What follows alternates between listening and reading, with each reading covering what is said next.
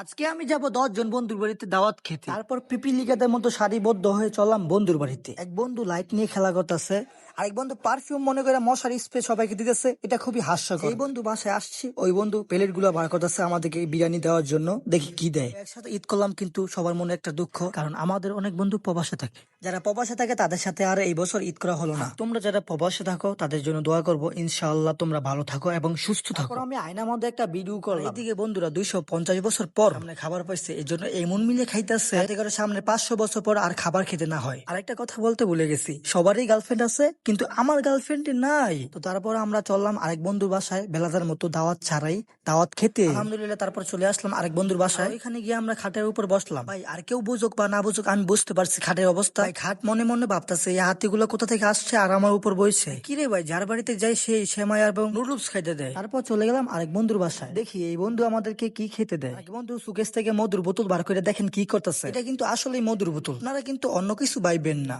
তারপর আমরা মিশা মিশা ডাইলা সবাই খাইতেছি। আর কিরে ভাই, এই বন্ধু আবার সেমাই নিয়ে আসলো। আর কি সবাই কি সেমাই খাওয়াইবো, অন্য কিছু খাওয়াইতো না আমাদেরকে? তারপর আমাদের সবাইকে মুরগি মাংস দিয়ে খিচুড়ি খাওয়ার জন্য হাতলো। আমরা কেউ খেতে চাইলাম না, কারণ আমাদের সবারই পেট ভরা। ওই বন্ধু বাড়ি থেকে আমরা খাইছি এবং নিয়ে হয়েছি অনেকগুলো টিস্যু এবং শ্যাম্পুর প্যাকেট। আর এই বন্ধু বলতেছে আমার পেট ভরা, আমি আর খেতে পারবো না, তোরা যা, আমি যেতে পারবো না। সবাই এই বন্ধুর জন্য দোয়া করবেন। এই বন্ধু ঈদের 10 দিন পর বিয়ে করবে ইনশাআল্লাহ। তারপর আমরা সবাই আরেক বন্ধু বাড়ির উদ্দেশ্যে হাঁটতে লাগলাম। আর আমাদের বন্ধু এত বড় একটা গ্যারেজ দিতে, কিন্তু কোনো গাড়ি নাই, একটা ডিস্ট্রিক্ট কার ছাড়া। আর এই ডিস্ট্রিক্ট কারটাকে আমরা পরীক্ষা নিরীক্ষা করে দেখতেছি।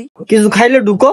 আর এই বন্ধুর বাড়িতে আমরা ঢুকলাম না, কারণ এই বন্ধুর মা এবং বোন পর্দা করে আলহামদুলিল্লাহ। তারপর আমরা চললাম আরেক বন্ধু বাড়ির উদ্দেশ্যে। আর এই জায়গার মধ্যে অনেক বন্ধুগুলো পেট খালি করতেছে, যাতে করে বন্ধুর বাড়িতে গেলে অনেক বেশি বেশি খাওয়া যায়। তারপর ঢুকে পড়লাম আরেক বন্ধুর বাড়িতে, দেখি ও আমাদেরকে কি খাওয়ায়। আর এই বন্ধুর বউ পর্দা করে আলহামদুলিল্লাহ, যার কারণে আমরা বাইরে দাঁড়িয়ে রয়েছি। ওরা বাইরে দাঁড়িয়ে আছে, কিন্তু আমি খরগোশের সাথে খেলা করতেছি আলহামদুলিল্লাহ। গাইস, ভিডিওটি লাইক এবং সাবস্ক্রাইব করতে ভুলবা না।